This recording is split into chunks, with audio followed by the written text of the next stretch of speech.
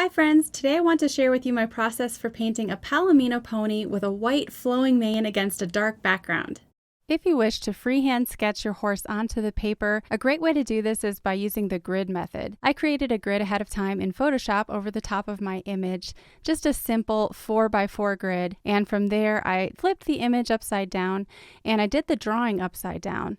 This is a great tried and true method for getting a more accurate drawing because it tricks your brain into using more of the left side of your brain, allowing you to make more objective and mathematical decisions about locations of negative space and distances between lines and all of that. If you're not comfortable with freehand sketching, give upside down drawing a try. You might be surprised at what you can do. I do have a book recommendation for you. It's called Drawing on the Right Side of the Brain by Betty Edwards. I'll leave a link in the description for that, and it talks more about the science behind drawing upside down. So once you have an accurate sketch, you can go ahead and start using masking fluid to mask out all the areas of the white mane that are overlapping the dark background. I like to use a small liner brush when I'm applying masking fluid. You can use fine liner pens or things like that, but I find that they tend to clog up after just a couple of uses. So having a tiny liner brush, dipping it in soap ahead of time, and then going in and applying your masking fluid with a brush, I feel gives the best result and the most control. By dipping it in soap ahead of time, you can prevent the bristles from becoming destroyed by the masking fluid. So I use this all over the mane especially, and even on the left side of the horse's body. This is going to allow me to paint the background freely and loosely. Once that's completely dry, you can paint the background. I'm using a very large quill brush. The larger the better when it comes to painting big spaces on your watercolor paper. I'm applying clean water all over the entire background, even painting right over the top of that masking fluid. Really quick, after you watch this video, check out the description below this video where you can download my free Watercolor Jumpstart guide. This 20-page ebook is packed with tips, tricks, and techniques for getting started with watercolor, as well as an entire chapter about how to do white in watercolor. And if you're enjoying this video, leave me a comment below. Your feedback really helps me out as a creator so I can keep bringing you videos that you want to see. The first color I'm going to use is Daniel Smith Hooker's Green. And you can see there's quite a bit of green in the reference photo, so this is a really great color just to start out with. You can apply it fairly loosely and messily and right over the top of that masking fluid. Mix up the colors. I'm adding some yellow ochre now to the bottom right and the left side. Try to balance it out evenly across the composition. And then to really begin darkening up the background, it's still wet. I'm applying indigo and transparent brown oxide. When you combine these two colors together, it creates a rich black. I want the background to be almost black, just a very dark green. So this can be achieved in layers. You can see that the background is already beginning to dry just a little bit, but while it's still wet, you can take advantage of that and apply layer after layer, one on top of the other, wet on wet. I'm using a variety of colors, just the Hooker's Green, the yellow ochre, indigo, and transparent brown oxide. And then painting a little bit more carefully when I approach the mane. I don't want to cover that area with dark green, especially since we want to preserve the luminous white hairs there. Now while the background is still wet, you can add some bokeh effect. For this, I just took a pen with a paper towel wrapped around it and lifted out some of the paint. I made a couple corrections here and then filled in that little circle with Gamboge Nova. You can use this effect if you want to lift the paint back out and create colorful circles in your background. For more effective lifting, use a stiff circular brush. This is a scrumbler brush I got at a craft store. It's just a cheap synthetic bristle brush, but the stiffer the bristle, the better when it comes to lifting. And you can just manually scrape out some of those circles. Just be gentle with your paper, wipe the extra paint off on a paper towel, and then go back and lift again.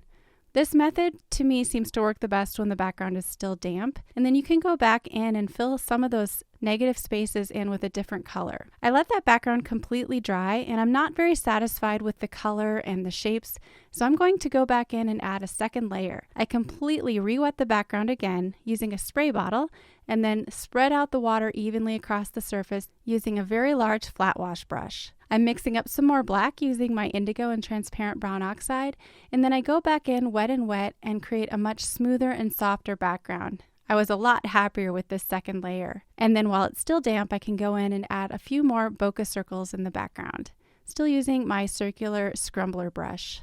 You can add as many of these light spots in the background as you wish. Another technique for adding these bokeh circles is to let the background dry completely and then use a circular stencil and scrub out perfect circles that way. I actually did not have a stencil at the time, so I was just using a simple brush, but I thought it worked really well. So with the background finished and completely dry, you can go in and remove your masking fluid. Now it's time to start the horse. I'm switching to my Silver Black Velvet size 8 round brush and just painting the horse's body wet and wet. I'm starting out with clean water and then applying a thin layer of ultramarine blue. I definitely see these hints of cool blue in the light areas on the Palomino's color. Then right up next to that, I'm adding a layer of burnt sienna. I adjust my values by adding more water or diluting it somewhat if I need it to be lighter, but always being careful not to introduce any extra water from my brush onto the painting. I'm starting with that light wash of ultramarine on the horse's face as well. This looks a little bit strange at first. You have to really just work past these stages and allow yourself to visualize what it's going to look like when you continue to add more layers. Once again, right next to that ultramarine, I add some wet and wet washes of burnt sienna. I've had a lot of people ask me what colors you would use for a Palomino horse, and I think it really just depends on the color and lighting of your reference photo. But for this particular image, I found that burnt sienna was really a perfect color, with a few little pops of yellow ochre for more of those golden tones. And my favorite combination for brown is ultramarine and burnt sienna, because you can adjust it to be either more blue or more red depending on your ratio.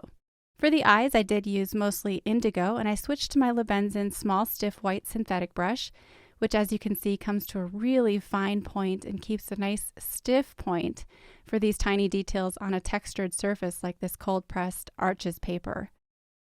I was careful to avoid the highlights within the eyes and even some of the little bits of overlapping mane hair coming across the front of the eyes. From there, it was a process of continuing to darken up my values using burnt sienna and ultramarine, and always with wet and wet washes. It's really important when you do a lot of wet and wet for smooth areas that you let each layer dry completely before applying the new layer on top.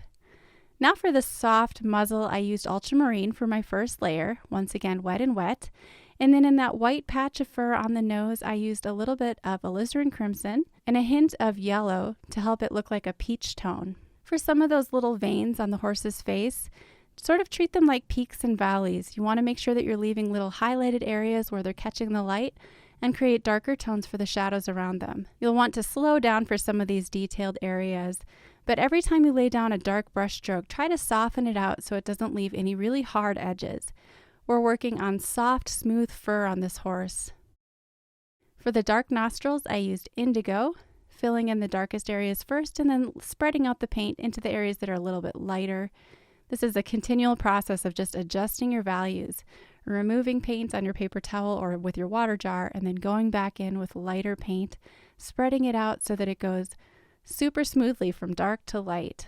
The soft muzzle is mostly indigo, and then in this area right in between those dark colors, I used a little bit of yellow ochre and burnt sienna, and then added those soft little wrinkles on the muzzle. I removed some of the masking fluid here over the ear and then used burnt sienna to paint that dark ear, leaving a nice ring of light around it for that backlit effect. When you're painting something that's backlit, it can be easy to get overwhelmed by the details of all that overlapping fur. That's why the masking fluid is so helpful, because you can really just paint it on and then forget about it and paint everything else around it.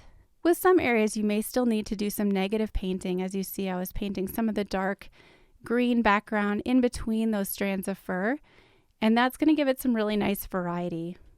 Continue to darken up your layers. Constantly be comparing your reference photo to your painting and see if you need to make any adjustments in your values. One of the most common things that beginning watercolor artists do is they just leave it too light because they're afraid to go too dark, which is understandable. It's hard to fix a mistake when you've gone in with too dark of paint.